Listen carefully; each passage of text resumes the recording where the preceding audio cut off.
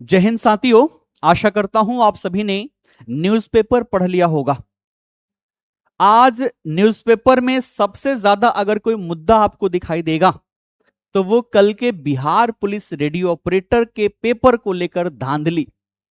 आप सभी को पता है कल अर्थात 28 जून को बिहार के 38 जिलों में 544 परीक्षा केंद्रों पर एग्जाम कंडक्ट करवाए गए और ये exam Bihar police radio operator के 993 पदों पर वैकेंसी के लिए थी।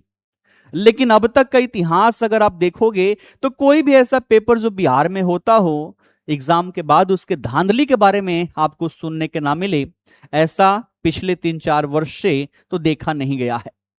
और ये कहीं ना कहीं प्रशासन की कमजोरी है, आयोग की कमजोरी है, जिस कारण से ये सारी चीजें हो रही है। और इससे उन बच्चों का भविष्य खराब हो रहा है जो अपना दिन रात मेहनत करके इसमें लगे हुए हैं कि एक सरकारी नौकरी तो हमें लेनी है और अपने परिवार की जो दशा है वो दशा बदलनी है, अपनी गरीबी समाप्त करनी है।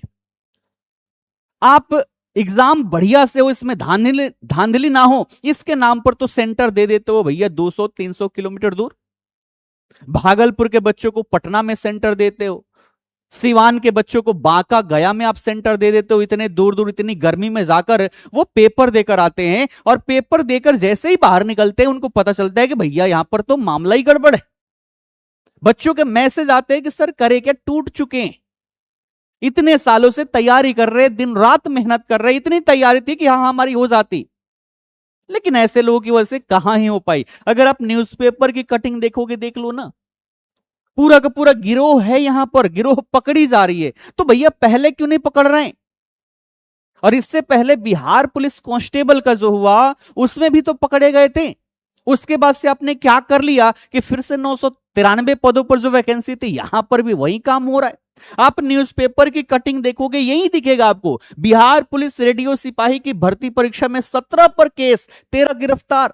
आपने बायोमेट्रिक लगा दिया ताकि जो बच्चा है, जेन्युइन बच्चा है, जो अभ्यर्थी है वही पेपर दे। उसके बावजूद भी आप देखोगे कि कई सारे सेंटर पर कई सारे डुप्लीकेट अभ्यर्थी, जो अभ्यर्थी है ही नहीं, उसकी जगह पे कोई और बैठ के पेपर दे रहा है।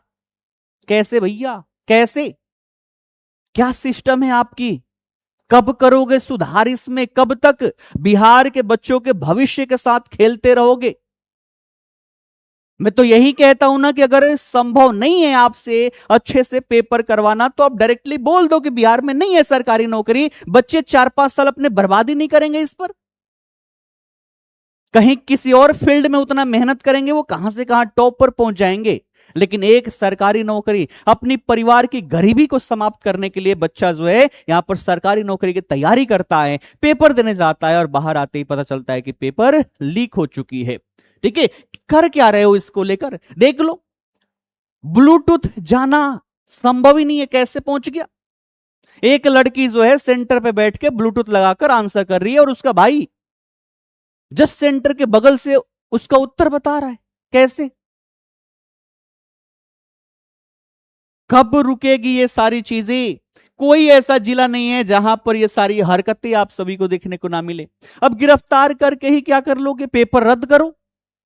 अगर यहां पर सही से नहीं हुआ है आपको तो मिल गए ना सारे, गिरोह के गिरोह मिले हुए, कई सारे अभ्यर्थी मिले हुए।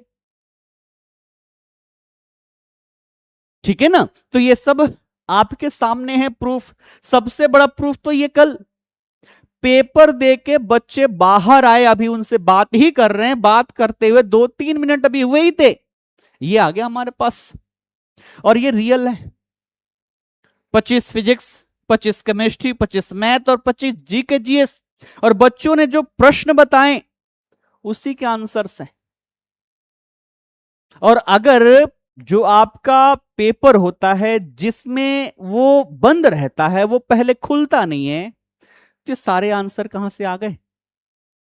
वीडियो भी तो चल रही है, आपके पास तो वीडियो भी है, ये देख लो, है ना? ये वीडियो है। ये एक लड़की पकड़ी गई है यहां पर, बायोमेट्रिक वाली है, चीट करवाते हुए पकड़ी गई है। इतनी सारी चीजें होने के बाद भी अगर आप कुछ ना कर पाओ ना तो लानत है आपके ऊपर, ऐसे आयोग के ऊपर, है ना? शर्म करनी चाहिए, शर्म करनी चाहिए आपको। और इसके बाद भी अगर कुछ ना हुआ ना भैया बच्चे हैं, जब तक शांत है ना वो शांत ही दिखेंगे, जिस दिन उठ गए ना कहानी बदल के रख देंगे। बड़ा दुख होता है ये सारी चीजें सुनकर पढ़कर कि हमने मेहनत की खूब, बच्चों ने मेहनत की खूब, और नतीजा निकला पेपर लीक। हाथ जोड़ के आपसे एक विनती है, एक प्रश्न है कि आखिर ये पेपर लीक की समस्या जो है कब समाप्त होगी, आप यही बता दो। बच्चों के धैर्य टूट रहे हैं, उनकी जिंदगियां बर्बाद हो रही है, उनके सपने टूट रहे हैं, और युवा ही भारत के भविष्य होते हैं, और भविष्य को खराब करके आप तो चैन से नहीं रह सकते। इसी के साथ मैं इस सेशन का समापन कर रहा हूं। बाकी आप सबके क्या विचार हैं, क्या होना चाहिए आयोग को, क्या करना चाहिए, आपकी क्या रिक्वेस्ट है, क्या गुजारिश है, क्या प्रश्न है, आप सभी कमेंट अवश्य करें। और साथ ही साथ जितना ज्यादा हो सके इस वीडियो को शेयर करना है ना, बहुत ज्यादा शेयर करना है इस वीडियो को।